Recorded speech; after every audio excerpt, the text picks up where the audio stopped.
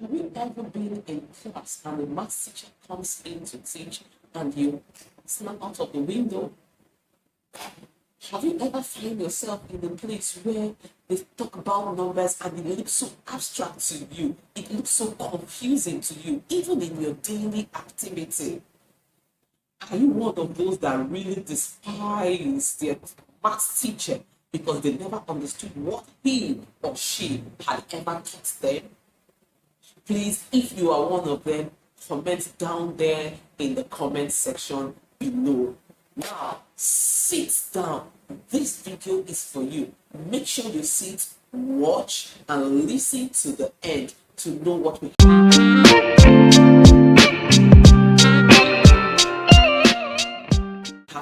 Today we'll be talking about dyscalculia. Yeah, dyscalculia. What it is, what a learning disability that affects a person's understanding to learn what numbers and math facts. Yes.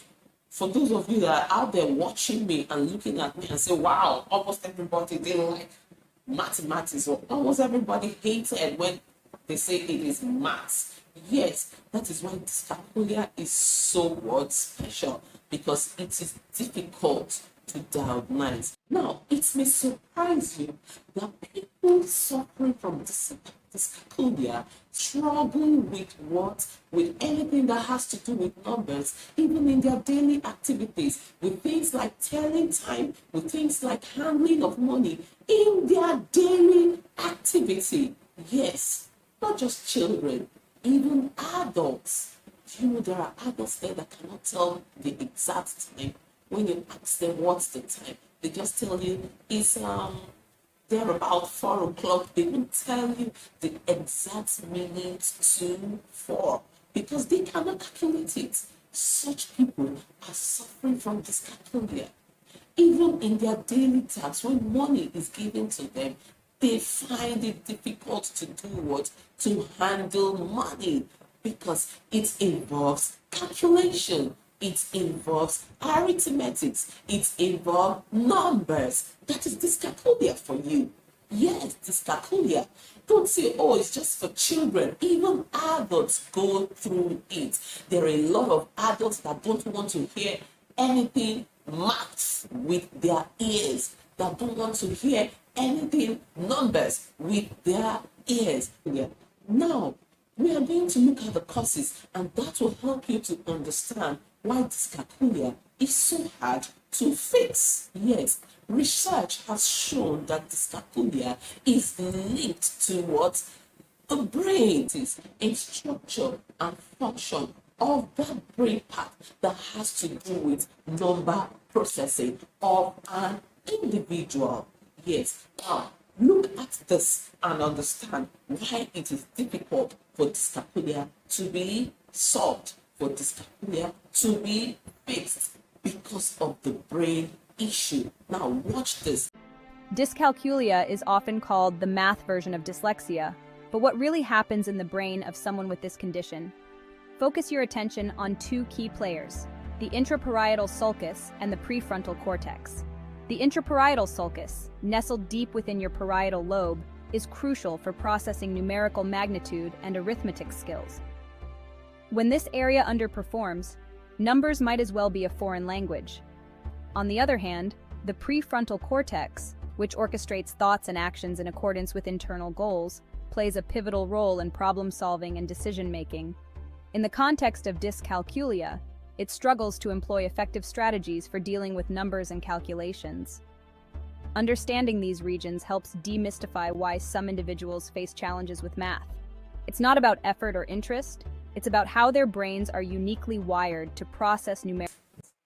The part of the brain that has to do with what? Number processing. It's being affected. Now, look at it. The intraparietal sulcus and the prefrontal what? Cortex. It is structured differently in such an individual's brain. That is why that individual finds it difficult to understand or fathom anything that has to do with number. Diagnosis of dyscalculia. It's so complicated. Why? Because a lot of people attribute it to the fact of what? Poor teaching. A lot of people attribute it to what? A poor teaching and what? Lack of effort on the student's part or on the individual's part. And at times it coexists with other disabilities, learning disability, and it becomes confusing. And dyscalculia is what?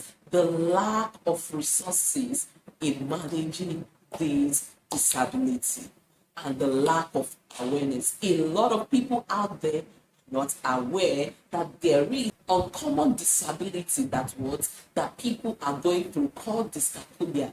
They often see it as just dislike for numbers. They often see it as just dislike for calculations. No, it's so difficult to pinpoint because it's usually hides under the umbrella of other uncommon disability, making it difficult for us to do what? For us to pinpoint. So these are the challenges that we have about dyscalculia that makes it so hard to fix. But never mind, there are ways we can still do what? Go around it to manage. Another challenge we have with dyscalculia is when it comes to the complexity of math skill. Math skill is complex and multifaceted, yes, ranging from what? The basic arithmetic to the complex. We have the addition, the subtraction, the division, the fraction. But when it comes to higher mathematics like calculus, algebra, those difficult ones, even those not suffering from what? Dyscalculia, challenges. So a lot of people may be going through dyscalculia, and when it comes to the basic arithmetic, they still waggle their way around it. But when it comes to the challenging one, they give up and they see that they don't want to do anything called maths again. Why? It's not because they cannot actually study to understand it. It's just because of what? That function, that aspect of the brain that has to do with what? With processing of knowledge makes it difficult to have what? One size fits intervention for all dyscalculia. Yes. Now, we shall be going to the ways that this dyscalculia can actually be used to intervene in this learning disability. Number one, multi-sensory learning teaching method. Yes. Number two, technology, the use of educational app. Yes, like lesson. Everybody knows about that. I don't know outside the country, but here in Nigeria, I know it is very common. lesson is one educational app that can actually help those with with dyscalculia. And the third one is individualized instruction. Individualized instruction. Yes. Now, number one, like I said, multi-sensory learning teaching method. We use visualizing of beads, cereals, moving them around, separating them. The more these kids see the way these beads and cereals are moved around, are being separated, the quantities are changed and all that, you see them, they begin to grasp that understanding gradually that, when they are separated, that means it has been reduced. That is subtraction. When it is added, when this quantity of beads or this quantity of beads have been added to this other one, it becomes small. That means it is addition. So this method and so on can actually help a child to understand, especially for those of them in lower primaries and in nursery classes, can help children suffering from dyscalculia to understand maths. It becomes fun for them. Another one is building with colored cubes, tiles, and bricks, as we call it here. Now, you ask these children to begin to start maybe to build a house with colored bricks, and you see it's fun for them. You begin to build yours, pairing them two, like 2, 4, 6, 8, and you ask the children to continue, and they begin to pair theirs two from where you stopped, 10, 12, 2, and they begin to understand how we do what we call addition or counting in what? Twos. Yes. With this method, you're already teaching that child 2 different aspects of maths.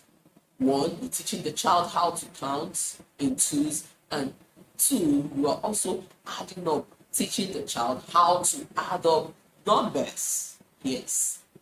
So this is one of the ways that dyscalculia in children can actually be managed using this multisensory learning teaching method. It helps the child to do what? To understand better. It helps the child to understand that topic better. Instead of going the usual conventional way or traditional way, 2 plus 2 on the board, you count this 1, 2, 3, and it gives you 4. The child may never understand that because his or her brain doesn't process numbers in that aspect. You have to devise method. You have to devise, a different method with which all conventional method with which that child can actually understand that math topic. Yes. Now, the next one is drawing math problem. Yes, drawing math problem. This method can actually be used to teach a child suffering from dyscalculia either multiplication or division. Now, what do you mean? Asking the child to divide 24 by 6. Now, you tell the child to make 6 groups and begin to share 24 apples for these 6 individuals or the 6 groups, and the child goes ahead to share it one after the other for them. And when this child shares it one after the other for them, at the end of the day, you ask the child, please count the number of apples that each group or each individual that has been drawn on the paper has. And the child counts and tells you, oh, each of them has 4 apples. And you tell the child, that's very simple. You see, it's fun. That means 24 divided by 6 actually gave you 4. So with this method, the child can actually solve division instead of using the conventional way. You use the unconventional way to teach that child, which is drawing math problem. The same thing can also be applicable in multiplication, drawing math problem. So another one is what? Making musical connection. You can actually teach kids. You don't teach them maths the same way. You don't teach them numbers the same way children or people that are not suffering from dyscalculia are being taught. These are things that can be, exciting to that person to learn that particular, or when it has to do with mathematical facts. So now, the most important effective way is 1, an early observation or diagnosis of what? Dyscalculia. That is the most important one. So when you see a child or an individual that is always running out of maths lessons, that is always running out of anything that has to do with number, please observe, watch that child, watch that individual closely. Educators, parents, peers, friends, family members, watch that person closely and begin to run some, a kind of diagnosis on the child to see if that person or that child or that individual is suffering from dyscalculia, so that any intervention can be used to do what? Manage it quickly before it escalates and gets out of hand. When they've gone through theirs, and see how you can adopt some of their methods to help you manage yours, or your video has been helpful to you, please don't forget to do what? Like, share, and most importantly, subscribe so that you can get more of this video. I'm going to tag a Dyscaculia video to this so that you can go ahead to watch it and understand better. Thank you.